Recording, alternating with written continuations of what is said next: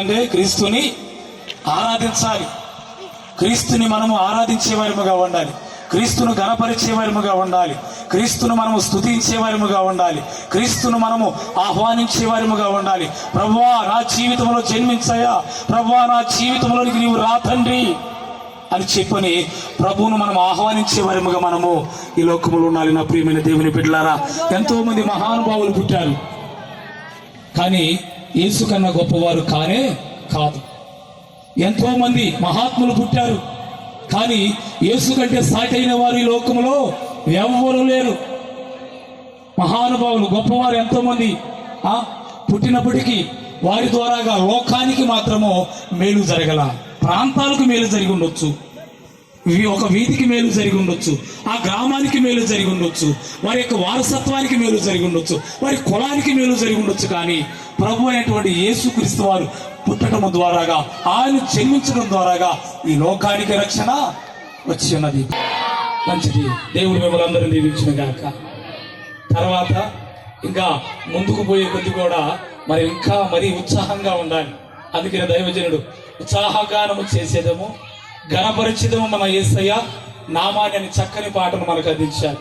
ఎందుకంటే ఎల్లప్పుడూ మనము దేవుని ముందున్నప్పుడు ఎలా ఉండాలంట, ఏదో పోగొట్టుకున్నట్లుగా, ఎందుకు వచ్చానా అన్నట్లుగా, ఏంది ఈ కర్మ, ఏంది ఈ బాధ అన్నట్లుగా ఎప్పటికీ ఉండకూడదండి. ఆశతో ఉన్న వారికి ఆశీర్వాదాలు ఎప్పుడు వస్తూనే ఉంటాయి. ఎక్కడి నుంచి అండి? దేవుని వద్ద నుంచి ఆశీర్వాదాలు ఎల్లప్పుడూ వస్తూనే ఉంటాయి. హల్లెలూయా.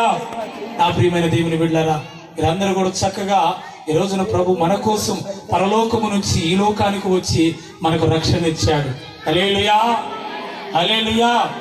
ఈ రోజున మనము కూడా పుట్టి ఉన్నాము. దేవుడు మనల్ని కాపాడటానికి వస్తే మనం ఈ లోకములో వస్త్రాలను కాపాడుకుంటున్నాము, డబ్బును కాపాడుకుంటున్నాము, స్థలాలను కాపాడుకుంటున్నాము, ఇంకా అనేకమైనటువంటి బంగారాలను కాపాడుకుంటున్నాం. కానీ దేవుడు ఎందుకు వచ్చాడు? మన కోసం వచ్చాడండి.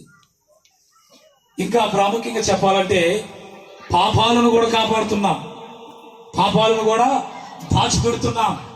అతిక్రమలు దాచిపెట్టువాడు వర్ధిల్లడు, వాటిని ఒప్పుకొని విడిచిపెట్టువాడు కనికరము పొందునని దేవుని వాక్యం సెలవిస్తున్నది. ప్రభు అంతటి వాడే సర్వలోకములో పరలోకములో పరిశుద్ధుడు పరిశుద్ధుడు పరిశుద్ధుడని కొనియాడబడుతున్నటువంటి తండ్రి ఒక దీనుడిగా ఈ లోకానికి వచ్చి పాపము నుంచి మనం రక్షించాలని ఆయన వస్తే ఆ పాపాన్ని దాయొచ్చా, ఆ అతిక్రమాలను దాయొచ్చా? వాటన్నిటిని ఒప్పుకొని విడిచిపెట్టి ఆయన నామాన్ని స్తుతించే వారిముగా ఆయన ఈ లోకానికి రావడం నా కొరకు వచ్చి ఉన్నాడు, నా కొరకు ఆయన జన్మించి ఉన్నాడు, నా కొరకు ఆయన ప్రాణం పెట్టి ఉన్నాడు అనేటువంటి విషయాలను మనం గమనించి చక్కగా దేవుని వాక్యాన్ని విని దేవుని వాక్యానుసారంగా నడుచుకుంటే ఈ గ్రంథములో ఉన్నటువంటి దీవెనలన్నీ మీకే. హల్లెలూయా. అలా దేవుడు మనల్ని దీవించి ప్రభు మనల్ని ఆశీర్వదిస్తాడు. చక్కగా దేవుని వాక్యాన్ని విని దేవుని వాక్యం ద్వారా రక్షణ పొందండి, దేవుని వాక్యం ద్వారా దీవించబడండి, దీవించబడాలి, దేవుని వాక్యం ద్వారా ఆశీర్వదింపబడాలి. దేవుని వాక్యం ద్వారా మీరందరూ కూడా ఈ క్రిస్మస్ యొక్క వేడుకలో మీరందరూ కూడా ప్రభువా నీవు జన్మించడం ద్వారాగా నా బ్రతుకు మారిందయ్యా, నీవు జన్మించడం ద్వారాగా నా స్థితి మారిందయ్యా, నీవు జన్మించడం ద్వారాగా నా కుటుంబమే మారిందయ్యా. హల్లెలూయా. కుటుంబాలు మారాయా? మారకపోతే ప్రార్థన చేయండి, మారకపోతే ప్రార్థన చేయండి. ఖచ్చితంగా దేవుడు ఒక అద్భుతాన్ని చేస్తాడు, ఒక ఆశ్చర్యకరమైన కార్యాన్ని చేస్తాడు. నీ దర్శనము వ్యర్థము కాదు. దేవుడు నీకు ఇచ్చాడు ఒక దర్శనము, దేవుడు నీకు ఒక ఆశీర్వాదాన్ని దేవుడు నీకు ఇవ్వబోతున్నాడు. దాన్ని నీవు పోగొట్టుకోకుండా ఆ ఆశీర్వాదం వైపు నీవు చూచినట్లయితే ఖచ్చితంగా దేవుడు ఒక రోజున నీ కన్నీళ్లు తుడిచి ప్రభు నీ జీవితంలో నీకు మేలు చేయునుగాక.